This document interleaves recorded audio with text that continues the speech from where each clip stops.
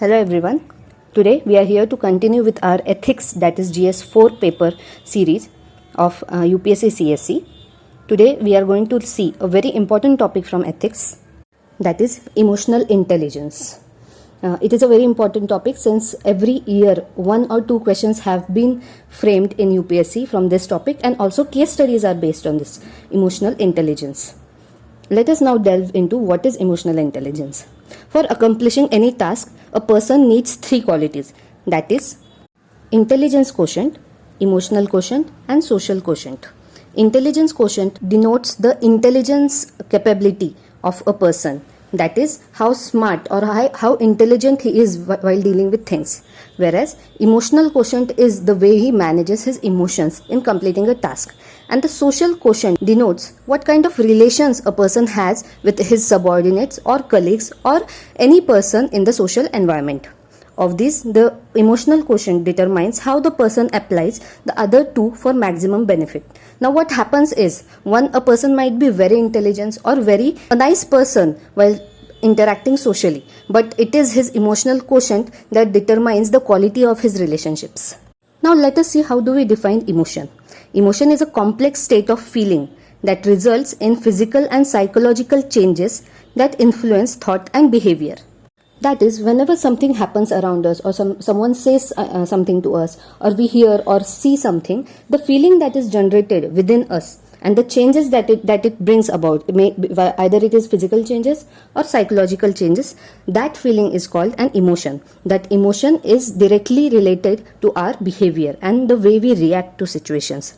Now the 6 basic emotions of a human being are fear, disgust, anger, surprise, happiness, and sadness. These emotions determine the way a person handles a situation. Now let us see what are the functions of these emotions for a human being. The first function is motivation. For example, mother's love pushes her to take all the risk for the child. Second is protection. One can use his emotions to resist external threats. That is, whenever something happens to us, our emotions, the way we react, be it anger, fear, or happiness, it all protects us from the external environment. Similarly, emotions play the role of motivation, that is giving us a push to do something. For example, a child is in some trouble.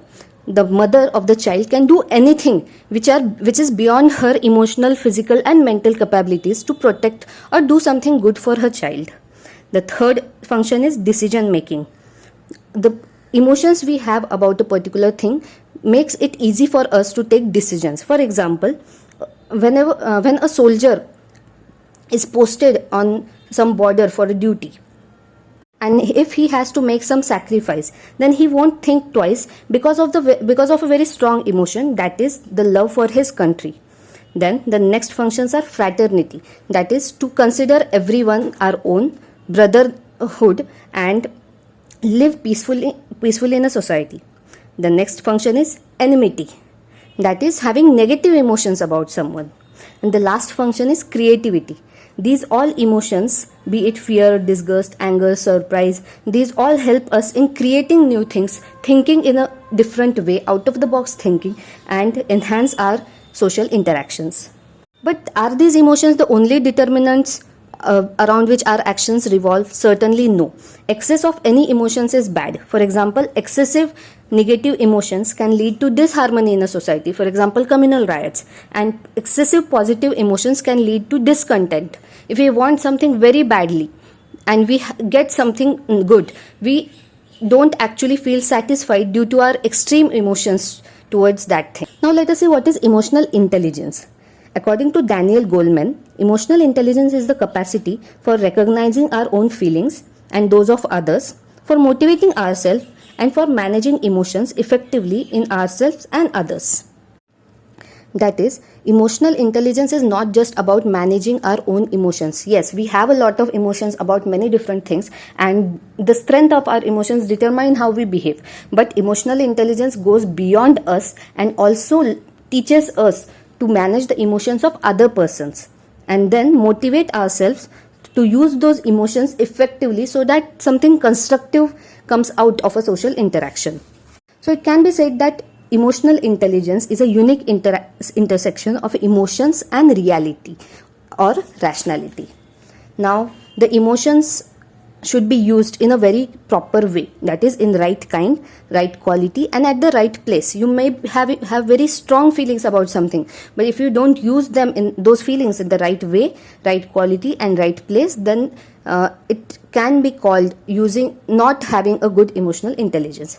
Now, what shapes those emotions, or what shapes our emotional intelligence?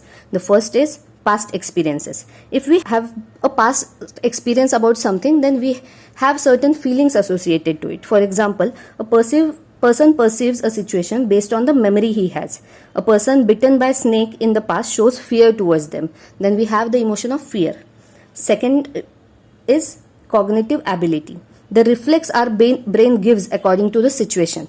That is called cognitive ability. For example, if you hear a joke, you laugh instantly without thinking. That is called cognitive ability. Then also situations shape our emotions. That is, same thing can mean differently in different situations. For example, intercaste marriages are normal in urban areas but not in rural areas. Emotional intelligence is when a person doesn't get overwhelmed by any of these factors and act in a desirable way. Now, these are the three things that shape our emotions, but emotional intelligence is something which decides our behavior despite of these all things. For example, if we laughing on a joke is normal, but laughing on a sexist or casteist joke is not good, and hence emotional intelligence comes into play here.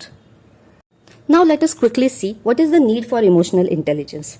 It has gained importance much more than ever before with the fast-paced improvement in lifestyle, technology, and workload. Crushed between personal, professional, and social expectations, maintaining balance among these is crucial. Also, the physical and mental well-being of a person depends on how he deals with his surroundings. The dilemmas between personal choices and need of the people is an issue which needs to be dealt with effectively. For example, family crisis versus office work. If a person has to choose between these two, then emotional intelligence comes into play. Then specifically for civil servants, the field we want to enter in, to deal with the subordinates, maintain healthy work environment, to deal with seniors, win confidence of colleagues as well as public, take right decisions in situations of dilemma, build trust in the hierarchy, balance between professionalism and personal aspirations, not fall for bribes and favors, maintain balance between administration and the locals, take impromptu decisions without waiting for orders, and tackle the situations effectively to prevent disputes. So these are the all areas where emotional intelligence comes to a great play and helps us balance all these things and maintain good professional as well as personal life. Now, according to Daniel Goleman theory, emotional intelligence has two components: the personal competence of a person and social competence. Emotional competence is a learned capacity based on emotional intelligence that contributes to effective performance at work. Now, how can we achieve this? So, it can be achieved by, first is personal skills. That is self-awareness and self-management, also self-motivation. Self-awareness means emotional self-awareness, knowing what we are feeling at that particular moment. Then accurate self-assessment and also self-confidence. It means being aware of our own emotions and help avoiding being manipulated by others. For example, a weightlifter knowing the maximum amount of weight he can lift and doesn't get carried away by people's praises. Second is self-management, that is our mental strength, self-control, transparency, adaptability, achievement-driven nature, and initiation. Also, consciousness and trustworthiness. It means not getting carried away by success and not being demotivated by failure. That is bouncing back quickly. If you are failing prelims, then you don't have to sulk on the failure, but have to prepare for the next attempt. That is self-management. And the third one is self-motivation, which is achievement-driven or commitment-driven or initiative and optimism-driven. It means knowing what is important for you and not falling for temporary happiness. That is delaying self-gratification. For example, not using your phone while studying. That is a part of self-management and also self-motivation. How do we achieve it? By having clearly defined goals and knowing the ways to achieve them. The next component is social competence, how we manage the emotions of others. First is social awareness, and a big part of it is empathy, that is understanding others, developing others, service orientation, leveraging diversity, and political awareness. to sense what others feel and analyze things from their perspective. It is social awareness. And having social skills, that is social relationship management. It consists of influence, communication, conflict management, leadership, change catalyst, building bonds, collaborations and cooperations, and team capabilities. So what are the measures to achieve this?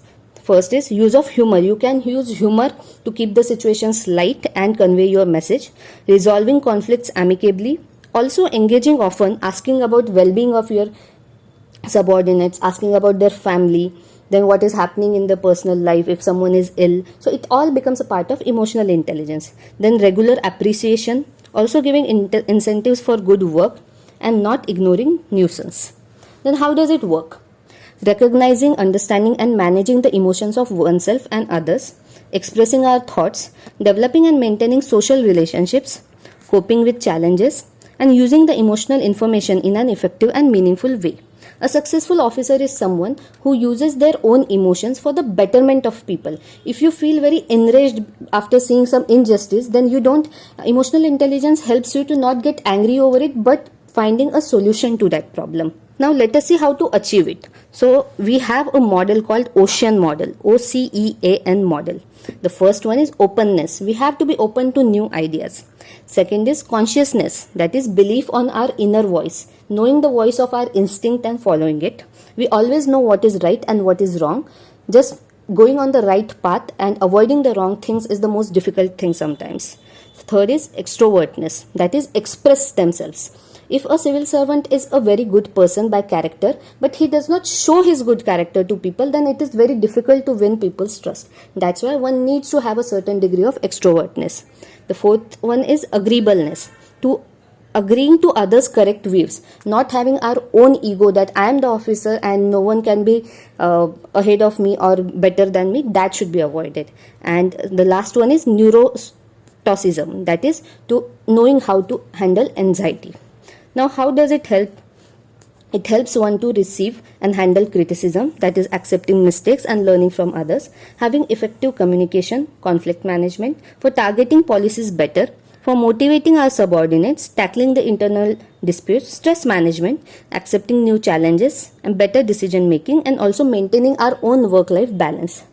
Now, emotional intelligence in short leads to job satisfaction, avoid unnecessary conflict and stress, increase commitment, better work-life balance, improve job performance, and improve peer relationships.